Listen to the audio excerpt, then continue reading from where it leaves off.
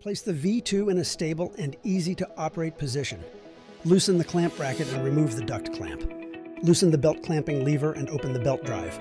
Place the cable guide that matches your cable.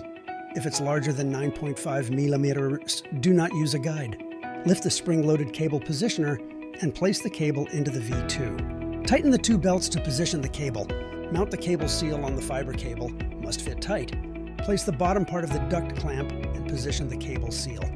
Insert two cleaning plugs, place the duct into the duct clamp, and tighten with the clamp bracket.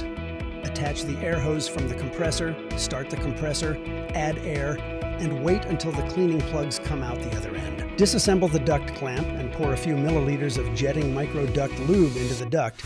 Insert two cleaning plugs, reassemble, and add air. Wait until the cleaning plugs come out. If needed, the V2 can be connected to the jet logger for electronic process documentation.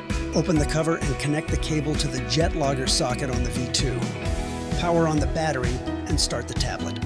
Enter the project specifications into the jet logger.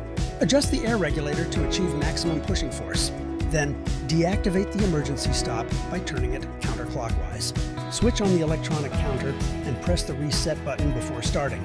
Push the joystick forward to start cable installation. Speed and direction are now easily controlled by the joystick.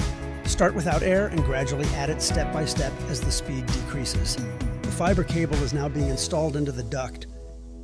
Maintenance. Always keep your V2 clean. Check the oil on the machine every day. Refill only with jetting pneumatic oil 32. If the string seals in the duct compartment are worn, replace them with new ones. If the machine is not in use for a few days, the motors must always be lubricated. Refer to the instructions in the V2 manual.